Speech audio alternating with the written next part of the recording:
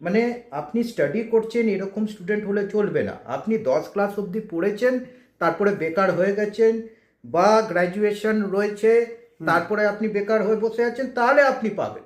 আপনার যুবশ্রী বা যুবসাথী কিভাবে তাকে হেল্প করবে? কারণ সে তো নিজের কোনো মেধা বা স্কিল বা ট্যালেন্ট কিছু ডেভেলপ করছে না, তাহলে সে চাকরিটা পাবে কি করে? সিপি ছাত্র পরিষদের লোক, নাহলে দেখবে ওই ইউনিয়নের লোক। তা এরা এরা তো লাইফে চাকরিটা কি করছে তাহলে? সবসময় যদি কলেজেই বসে থাকে, সবসময় যদি পার্টি অফিসে এরা টাইম স্পেন্ড করে, তাহলে যুবসাথী অ্যাকচুয়ালি বেনিফিট কাকে করছে? বাংলাদেশের মতন। তো এইখানে আমাদের অপোজিশন যা বলছে সেটাও তো শুনতে হবে, তারও তো মান্যতা আছে। নমস্কার বন্ধুরা, আপনারা দেখছেন ডেমোক বাংলা।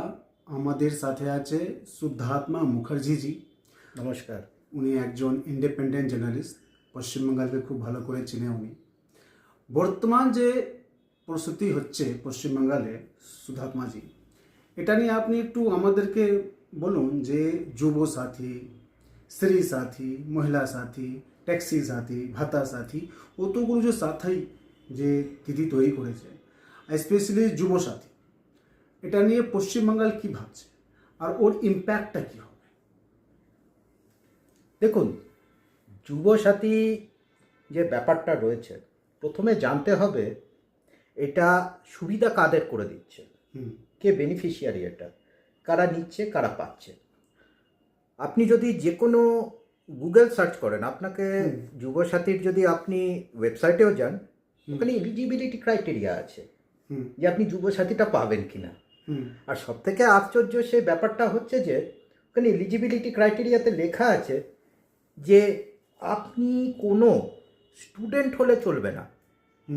মানে আপনি স্টাডি করছেন এরকম স্টুডেন্ট হলে চলবে না। আপনি 10 ক্লাস অবধি পড়েছেন, তারপরে বেকার হয়ে গেছেন, বা গ্র্যাজুয়েশন রয়েছে, তারপরে আপনি বেকার হয়ে বসে আছেন, তাহলে আপনি পাবেন। মানে গ্র্যাজুয়েশন ব্যাপারটা বুঝুন। গ্র্যাজুয়েশন চলাকালীন ক্লাস 12-এ আপনি অলরেডি পড়ছেন, এই অবস্থায় যদি জানা থাকে বা কোনো স্কলারশিপও আপনি যদি পেয়ে থাকেন, তাহলে কিন্তু আপনি যুবসাথী পাবেন না। আচ্ছা, তাহলে প্রশ্নটা হচ্ছে প্রথমেই যে এই যে যুবসাথীটা, এটা কি সত্যি বেকারদের কোনো লাভ, মানে প্রফিট করে দিচ্ছে? আচ্ছা, তাদের সংখ্যা কত? আপনার আমার সবার পরিবারের বাবা মারা চাইবে যে আমার ছেলে মেয়ে পড়াশোনা করুক, ঠিক? তো সবাই তাদের স্কুলের পর হায়ার স্টাডিজে এনরোল করবে। এবার ক্লাস 10 হচ্ছে বেসিক ক্রাইটেরিয়া। ক্লাস 10-এর পর আপনি যদি কিছু বি করতে যান, কোনো চাকরি, আচ্ছা এটাকে বলছে আনএমপ্লয়মেন্ট বেনিফিট। কেন দিচ্ছে? কারণ আমরা যদি এর আগের যে প্রকল্পটা ছিল যুবশ্রী, যেটাকে এখনো বলছে নাকি সেই যুবশ্রী নাকি চলছে, কিন্তু আবার আমাদের পলিটিক্যাল অ্যাঙ্গেল থেকে অনেক বিরোধী দলনেতা যারা আছে, দেখুন ভারত হচ্ছে একটি ডেমোক্রেসি। আজ যদি ডেমোক্রেসি ভারত না হয়, তাহলে আমাদের অবস্থা হবে ইরাক ইরানের মতো, একদম একদম, ভেনেজুয়েলার মতন, হ্যাঁ বাংলাদেশের মতন। তো এইখানে আমাদের অপোজিশন যা বলছে সেটাও তো শুনতে হবে, তারও তো মান্যতা আছে।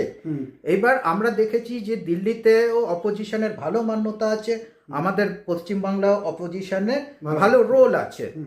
তো আমরা যদি এটা না দিই, এই অ্যাডভান্টেজটা আমি যদি না দিই, তাহলে এটা ডেমোক্রেসি হবে কি করে? তাহলে আমাকে বিরোধী দলনেতারও কথা শুনতে হবে। সে বলছে যে এমপ্লয়মেন্ট ব্যাংকের থেকে 2018-র পর থেকে নাকি যুবসাথী আসে, যুবশ্রীটা আসেইনি। যুবশ্রী প্রকল্প যেটা ছিল, সে সে টাকা পাচ্ছে না, 1500 টাকা। আচ্ছা, এরপরে আরও বলছি ওটার ব্যাপারে, কিন্তু এই লাভটা কারা পাচ্ছে? তো একজন বেকার আপনি কাকে বলবেন? যে আপনার ক্লাস 10-এর পর পড়াশোনা ছেড়ে দিয়ে ঘরে বসে রয়েছে, তাকে আপনি কি বেকার বলবেন? তাহলে সে যদি বেকার হয়, তাহলে আপনার যুবশ্রী বা যুবসাথী কিভাবে তাকে হেল্প করবে? কারণ সে তো নিজের কোনো মেধা বা স্কিল বা ট্যালেন্ট কিছু ডেভেলপ করছে না, তাহলে সে চাকরিটা পাবে কি করে? আপনি হায়ার এডুকেশন সেই জন্যই করেন, বা ট্যালেন্ট বেসড এডুকেশন সেই জন্যেই নেন। ধরুন আপনি গ্রাফিক ডিজাইনার হলেন, আপনাকে এমএসসি বিএসসি হতে হলো না, আপনি গ্রাফিক ডিজাইনার হলেন, আপনি সেখানে একটি কাজ পেলেন, তাহলে আপনি একটা চাকরি পেলেন। তা আপনি যদি এই জিনিসটাই ডেভেলপমেন্ট না করেন, আপনি যদি স্টুডেন্টই না হলেন, তাহলে তাহলে আপনি যুবসাথী, তাহলে যুবসাথীর কাজটা কি হলো? যদি if I am student, I am not getting Yuvasathi, যদি আমি স্টুডেন্ট হই তাহলে আমি যুবসাথী পাবো না, এটা কি মানে দাঁড়ালো? তাহলে এইটা কিভাবে বেকারদেরকে আমি সাহায্য করছি? এইটা হচ্ছে প্রথম প্রশ্ন, যে এই ভাতাটা আদৌ বেকারদেরকে সাহায্য করছে কিনা। এটা তো আমার নির্বাচনী প্রতিশ্রুতি মনে হচ্ছে। এবং নির্বাচনী প্রতিশ্রুতি কেন? কারণ এর আগেও দেখা গেছে যে যুবশ্রী এগুলো সব শুরু করেছিল যখনই নির্বাচনের আগে পড়ে। মনে রাখবেন, যখন প্রথমবার তৃণমূল সরকার এলো, আমি বলছি না, আমি পশ্চিমবঙ্গ সরকার কম বলি, তৃণমূল সরকার বেশি বলি।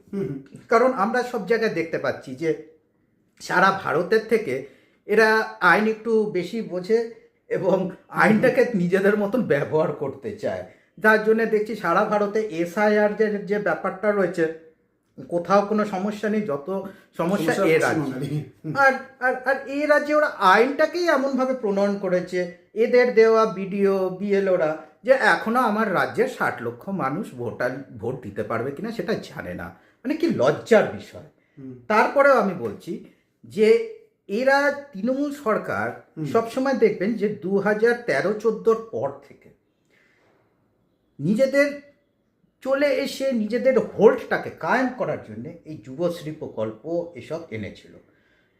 তখন 1500 টাকা দিয়ে বলছে কি আপনি 1500 টাকা মাসে নিন, তাহলে এই যে আমরা পশ্চিমবাংলায় জানি যে এই যে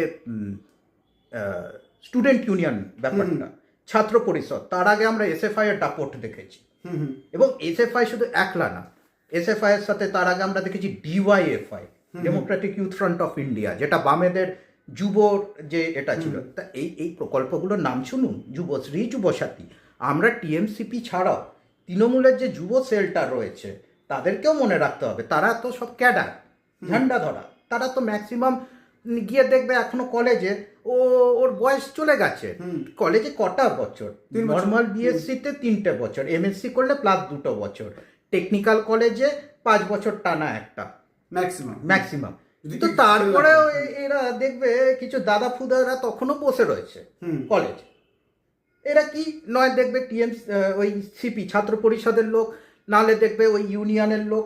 তা এরা তো লাইফে চাকরিটা কি করছে তাহলে? সবসময় যদি কলেজেই বসে থাকে, সবসময় যদি পার্টি অফিসে এরা টাইম স্পেন্ড করে, তাহলে যুবসাথী অ্যাকচুয়ালি বেনিফিট কাকে করছে? যুবশ্রীর মতন বেনিফিট কাকে করছে? যুবশ্রীর মতন প্রকল্প কাকে করছে?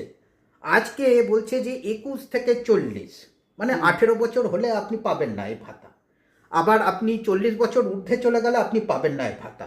তাহলে এরা এক্সপেক্ট করছে যে একজন মানুষ সে ক্লাস 10 পাস করবে, তারপর সে কোনো স্কিল গেন করবে না এডুকেশনের মাধ্যমে, সে খালি যুবসাথীর উপরে ডিপেন্ডেন্ট করে থাকবে। আর যুবসাথী কি বলছে না, যতদিন না তুমি চাকরি পাচ্ছ ততদিন তুমি এ ভাতা পাবে। এটার মানে কি হলো? তুমি যদি মেধায় তৈরি না করলে তাহলে তুমি চাকরিটা পাবে কি করে? এইটা হচ্ছে যুবসাথী নিয়ে একটা জটিল ব্যাপার। শুধু এটা না, এর আরও সাইড আছে, যে এটা মাত্র একটি নির্বাচনী প্রতিশ্রুতি, নির্বাচনের জন্যই ব্যবহার করছে তৃণমূল কংগ্রেস। যখনই আমাদের পশ্চিমবঙ্গে নিজের স্ট্রং হোল্ড তৈরি করতে চেয়েছে ইউথের উপরে, মানে যুব সমাজের উপরে, যুব সমাজকে নিজের ক্যাডার হিসেবে ব্যবহার করতে চেয়েছে, তখনই এই ভাতা দিয়ে বসে রয়েছে। তো আলটিমেট যে এর যে নর্মাল ইম্প্যাক্ট যেটা হচ্ছে রাজনীতিতে, আর বেশি মাস নেই, 2 মাস, ম্যাক্সিমাম 3 মাস থেকে বেশি হবে না, 2 মাস থেকে মাধ্যমে রেজাল্ট, ক্যান্ডিডেট ইলেকশন হয়ে যাবে, রেজাল্টও চলে আসতে পারে 2 থেকে 3 মাস মধ্যে। তো এর যে ইম্প্যাক্ট ইলেকশনের পর যদি থাকবে কি থাকবে না এটা আলাদা কথা, বাট এই 2 মাস যদি উনি টাকা দিয়ে দেয়, তো যুব সমাজ যে আছে ওদের মধ্যে একটা লালাচ চলে আসবে যে না, আমরা শুধু এই 1500 টাকা দিচ্ছি, ভোট দিতেই হবে। এই যে কন্যাশ্রী আছে, কন্যাশ্রীটা ইম্প্যাক্টটা কীভাবে এসেছে আমরা সবাই দেখেছি। ইলেকশনের 3 মাস 4 মাস আগে টাকা ঢুকেছে, ওর আগে টাকা ঢুকলো না।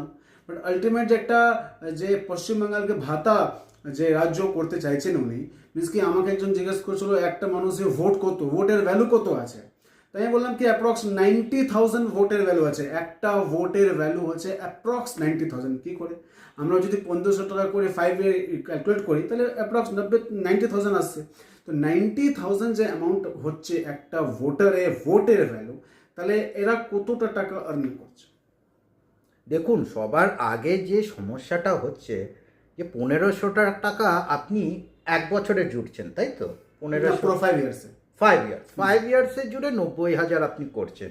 5 ইয়ার্সে আপনাকে একটা বলছি, এই যুবসাথী প্রকল্পের আজকের দিনে 2026-এ দাঁড়িয়ে যুবসাথী আমাকে 1500 টাকা যদি দেয়, হুম তাহলে 2016, 2013, 14-তে যুবশ্রী আমাকে 1500 টাকা কেন দিচ্ছিল?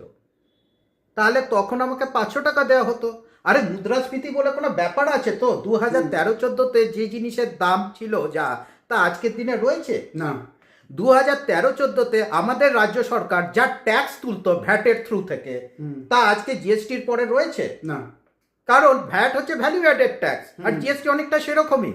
আপনার জিনিসের দাম যত বাড়বে আপনার ট্যাক্স তত বাড়বে, হুম তাই তো? As simple. ভ্যালু অ্যাডেড ট্যাক্সের কথাটা তো তাই মানে দাঁড়াচ্ছে। তাহলে আমি এই পেট্রোল ধরছি, পেট্রোল 2013, 14, 15, 16 ওই টাইমটায় ওই আমাদের কেন্দ্রে সরকার পাল্টে গিয়ে এসে আমরা পেট্রোলের দামে ড্রপ দেখেছিলাম। হ্যাঁ, খুব ড্রপ হয়েছিল। কংগ্রেসের ততদিনে যে সরকারটা ছিল ওরা 85 রুপিস পার লিটার করে ফেলেছিল। বিজেপি সরকার সেটা 70-এও নামিয়ে এনেছিল, 70 থেকে আবার 75। তারপরে মুদ্রাস্ফীতির প্রভাবটা গ্লোবালে পড়ে। হ্যাঁ, এইসব যুদ্ধ যাদ্দা, রাশিয়ার ইউক্রেন যা হোক। তো এইবার ব্যাপারটা হচ্ছে যে যেই সময় 70-75 টাকা আমার পেট্রোল একটা কমোডিটি ছিল, খাবার তেলের দাম, ভেজিটেবল অয়েলের কথা বলছি, তারও দাম কম ছিল মানে তখন যদি কোনো যুবক 1500 পেয়ে থাকে, তো আজকের দিনে সেই যুবক সেই 1500 নিয়ে কি করবে? আপনি 90,000-এর হিসাব 5 ইয়ার্সে দিচ্ছেন, ভ্যালিউ কি আছে আজকের মুদ্রাস্ফীতির বাজারে? আপনি এটা আগে বলুন। আর এইটাতে ভোট ইনফ্লুয়েন্স করার তো চেষ্টা করছে, কিন্তু আমাদের রাজ্যের বেকার যুবকরা আগে তো যুবশ্রী নিয়ে দেখেছে। পরিসংখ্যান বলছে যে যতগুলো যুবশ্রী অ্যাপ্লিকেশন হয়েছিল তার মধ্যে 70,000 জন এখন এমপ্লয়েড। কিন্তু বিরোধী দলনেতা বলছে যে এই এমপ্লয়মেন্ট আদৌ ঘটেছে কি ঘটেনি সেটা পরের ব্যাপার, যুবশ্রীটা বন্ধই হয়ে গেছে। যদিও দেখাচ্ছে যে হ্যাঁ, এমপ্লয়মেন্ট ব্যাংকের থ্রু থেকে একটা ফান্ড ডিসবার্স হচ্ছে, তবে অ্যাকচুয়াল এমপ্লয়মেন্ট যতক্ষণ না পাচ্ছে যুবকরা, ততক্ষণ এই মুদ্রাস্ফীতিতে আপনার 5 বছরে 90,000 টাকার কোনো ভ্যালুই নেই। আর তারপরে আমি প্রথমেই কি প্রসঙ্গটা তুললাম, কজন পাচ্ছে? কজন পাচ্ছে এটা? যতজন টিএমসি করছে। আপনাকে একটা কথা জিজ্ঞাসা করি, আপনার অ্যারাউন্ডে ক্লাস 10 পাস করে বসে আছে ঘরে এজন কজন আছে একটা পাড়ার মধ্যে? একদম নাই। আপনার পার্টির বসে কোনো কাজ নেই, যারা মদ খাচ্ছে ওর সাথে কেউ নেই। ওদের পরিবারেও আপনি পাবেন না, ওরা কিছু না কিছু করে বেড়াচ্ছে। ওরা নয় গিয়ে দেখবেন ওই সিভিক ভলেন্টিয়ার হচ্ছে, নয় গিয়ে দেখবেন আশাকর্মী হয়েছে, কিছু না কিছু করে কেউ না কেউ কিছু না কিছু করে দিন মজদুরি করে নিজের দিন, নয় তারা পরিযায়ী শ্রমিক হয়ে গেছে।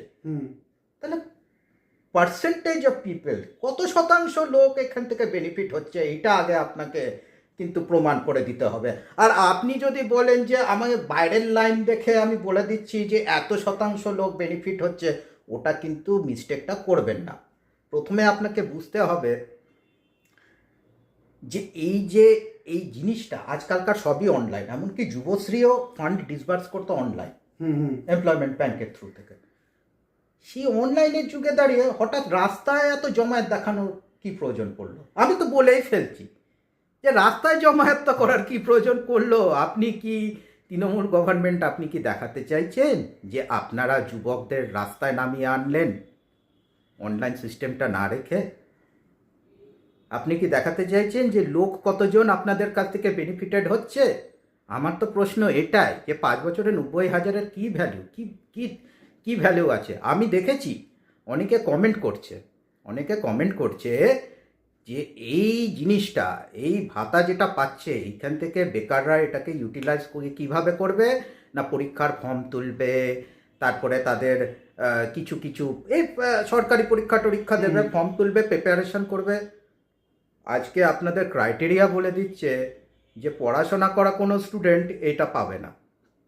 যদি সে পড়াশোনা করে, যদি সে কলেজ ইউনিভার্সিটিতে রয়েছে, তাহলে কিভাবে? আমি বুঝতে পারছি না যে পরীক্ষার ফর্মটা সে তুলতে যাবে কেন? আপনি কি 10 ক্লাস পাস করে কি আপনি IPS, IAS, UPSC, PSC, WBSSC এগুলো ক্র্যাক করে দেবেন? মানে আর কোনো ট্যালেন্টের মানে দরকার নেই। তাই এই টোটাল কনফিউশন, এবং এটি আমি মনে করছি যে আমি যদি রেগুলার বেকারের কথা বলি, একজন রেগুলার বেকারকে কি বলবে? দেখো, আমরা আমাদের কলেজে যখন পড়তাম, আমরা দুটো পকেট মানির কথা চিন্তা করতাম, দুটো পেন কিনবো, একটি ক্যালকুলেটর কিনবো অঙ্কের জন্য, দুটো গ্রাফ শিট কিনবো এর জন্য। জিওগ্রাফির ওই যে হতো না যে একটা ম্যাপ, ভারতের ম্যাপ পয়েন্টিং, এগুলো করবো বলে আমাদের একটি পকেট মানির দরকার পড়তো। কারণ স্কুল থেকে হঠাৎ করে বলে দিল প্রজেক্ট আছে, প্রজেক্ট করতে হবে, বাবা মার কাছ থেকে চাওয়ার আগে আমরা এগুলো যদি না করে ফেলাই তাহলে আমাদের হোমওয়ার্কে দেরি হয়ে যাবে। আমি খুব বেসিক প্রত্যেকটা স্টুডেন্টের কথা বলছি। তারা কি এই জিনিসটা পাবে, এই জিনিসটা পেয়ে ব্যবহার করতে পারবে এই কাজে? তাহলে কোন কাজে ব্যবহার হবে যুবসাথী? তাই মানে কজন বেনিফিটেড হচ্ছে অ্যাকচুয়ালি প্রকল্পটা, এটা দেখতে হবে। আর মানুষ এখনকার দিনে যা বুঝছে যে মানুষকে ভুল বুঝিয়ে আর লাভ নেই।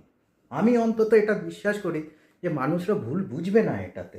কারণ মানুষ যদি দেখবে, সে সবার আগে দেখবে যে রাষ্ট্র আমাকে কি দিচ্ছে, যার জন্য রাষ্ট্রটাকে আমি ডিফেন্ড করব নিজের টাকা পয়সা পরিশ্রম দিয়ে, ট্যাক্স দিয়ে, ঠিক আছে। কিন্তু রাষ্ট্র যদি আমার সাথে প্রতারণা করে, যেরকম রাজ্য, এক্ষেত্রে রাজ্য যদি আমার সাথে প্রতারণা করে, একজনকে দিচ্ছে অন্যজনকে দিচ্ছে না, তাহলে কি হবে ব্যাপারটা বলো তো?